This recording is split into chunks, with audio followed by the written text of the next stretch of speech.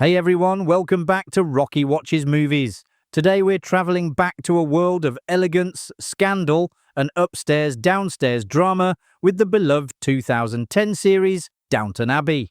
This sprawling historical saga captivated millions with its rich characters, intricate plots, and a stunning glimpse into a vanishing aristocratic world.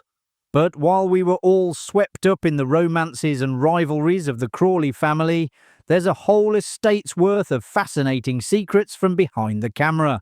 So ring the bell for tea, get comfortable in your best drawing room, and let's uncover 20 things you never knew about Downton Abbey. While the genres are entirely distinct, creator Julian Fellowes revealed that he had drawn inspiration from the 1990s American medical drama, ER. He explained that when constructing the narrative of Downton Abbey, he had consciously emulated those American storytelling structures, having been a fan of the show.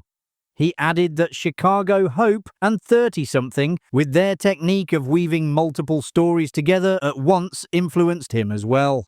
He also disclosed that Downton Abbey was partly based on his own family, noting that his wife, Lady Emma Kitchener-Fellowes, is the great-great-niece of the Earl of Kitchener, who was famed for his First World War slogan, "Your country needs you." Some critics have questioned Julian Fellowes' motive for centering a British series around an American character, assuming it was a strategic creative decision to attract American audiences. However, Fellowes said that they had not been thinking in those terms about foreign sales. He explained that the advantage of having an American wife was that it provided a central character not steeped in an upper-middle-class upbringing.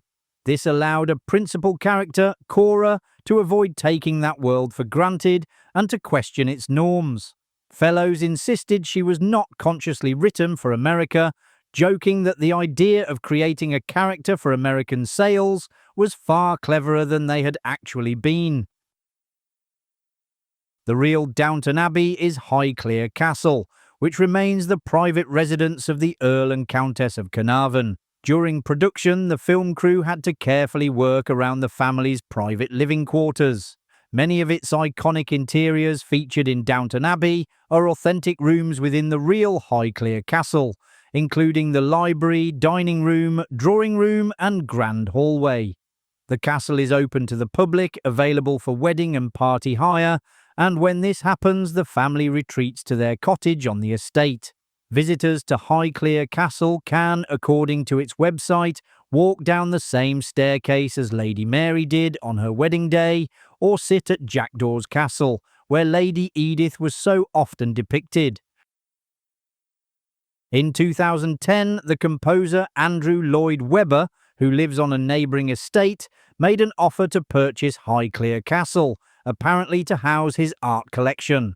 The owners politely informed him that the property was not for sale.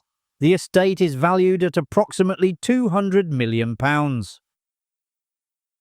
Since the original servants' quarters at Highclere Castle have been modernised, the series' downstairs kitchen and attic bedrooms were constructed at London's Ealing Studios. This meant the producers had to pay meticulous attention to continuity. Jessica Fellowes, author of The World of Downton Abbey and niece of the show's creator, explained that a scene might show the footman Thomas leaving the kitchen with a plate of food, only for him to be filmed 2 weeks later delivering it in the dining room. Given the programme's meticulous attention to detail and authenticity, it is perhaps unsurprising that it was an expensive series to film. According to The World of Downton Abbey, the production cost for each episode was approximately £1 million. The female cast were required to wear corsets to achieve the correct silhouette and posture of the era. Most of the cast found them exceptionally difficult to tolerate. Dame Maggie Smith stopped wearing them after a short time and managed to avoid doing so for the remainder of her time on the production. It is difficult to envision anyone but Elizabeth McGovern in the role of the Countess of Grantham, yet it was revealed that Gillian Anderson was initially approached for the part. Anderson admitted she had been offered a role in Downton Abbey, later disclosing that it was specifically for the character of Cora Crawley. The on-screen marriage between Lord Grantham and Cora Crawley was given a fascinating layer of metatextual depth by the fact that Hugh Bonneville and Elizabeth McGovern had previously played a married couple in the 2008 BBC series Freezing. This prior professional relationship undoubtedly contributed to the effortless and deeply convincing chemistry that defined Robert and Cora's long-standing union at the heart of Downton Abbey. In the second series, Downton Abbey was transformed into a convalescent home for soldiers. This storyline was rooted in historical fact, as during the First World War, the real-life 5th Countess of Carnarvon had indeed converted Highclere Castle into a recovery hospital for wounded troops. In keeping with the programme's dedication to authenticity, the producers upheld a no-wash policy for some costumes to preserve their period-accurate appearance. Sophie McShera, who played the kitchen maid turned assistant cook Daisy, said that the cast often found the costumes unpleasant, as they were never fully laundered.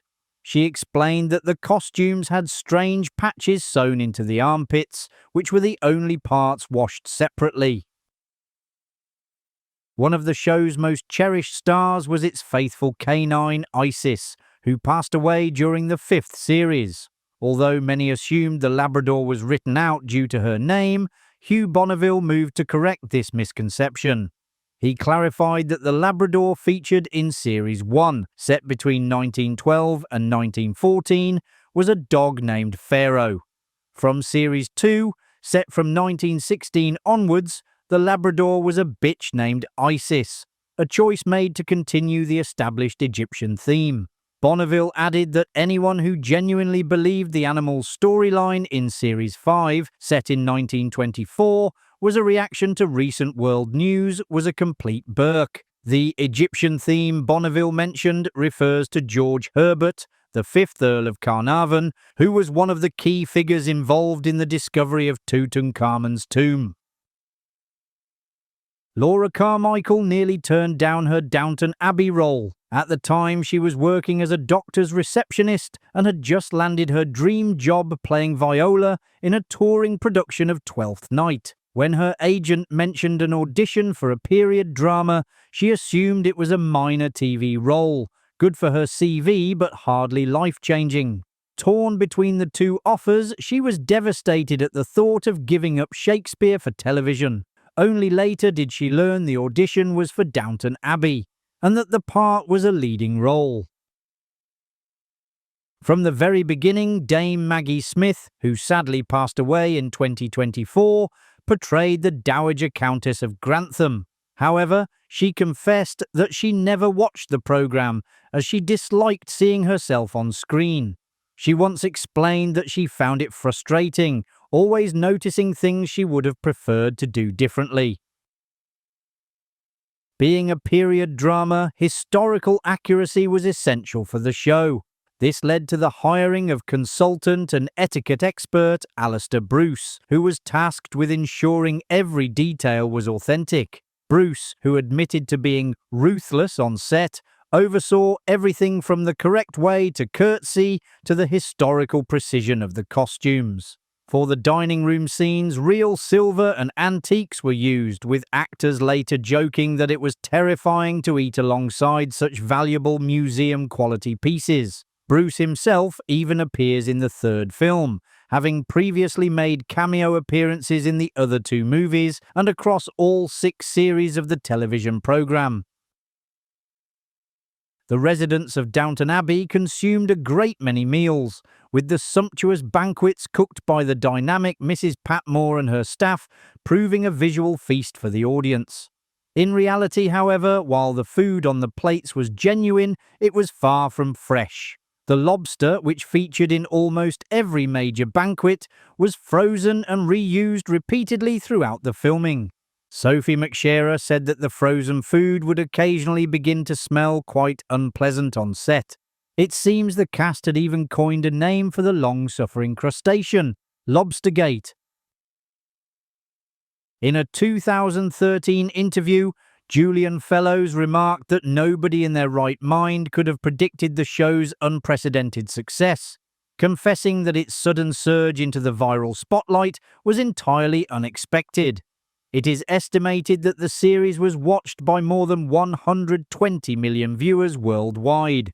Broadcast across 250 territories, Downton Abbey became a major hit in diverse regions, including Russia, South Korea, and the Middle East. The staggering statistic that Downton Abbey, with a total of 69 nominations and 15 wins, is the most nominated non-US series in Emmy history, serves as a powerful testament to its global resonance and exceptional craftsmanship. This record is not merely a tally of awards, but a reflection of how the series transcended its British roots to captivate American audiences and critics alike, mastering the very award system designed to celebrate domestic television. For the majority of the series, Lady Edith endured a rather tragic and complex life. From losing her beloved to becoming pregnant out of wedlock and being treated as inferior to her older sister Mary, she faced considerable difficulty before her story arc finally found happiness by the finale. In a pleasant contrast, Laura Carmichael, who portrayed the ill-fated second Crawley sister, found love quite easily on the set of Downton Abbey. She began dating her co-star Michael Fox, who joined the hit period drama in its 5th season as the footman Andy. The actors are still together and had a child in 2022. When Hugh Bonneville, who plays Robert Crawley, was asked to sum up the series' appeal at a party for Downton Abbey's 3rd season premiere, he quipped that the show was essentially Breaking Bad, but with tea instead of meth. And there you have it, folks. You now know a little bit more about Downton Abbey. If you enjoyed the video, which I presume you did as you got this far, hit that like button and subscribe so you don't miss any future videos coming to Rocky Watches Movies. Thanks for watching. I'll see you in the next one. Bye for now.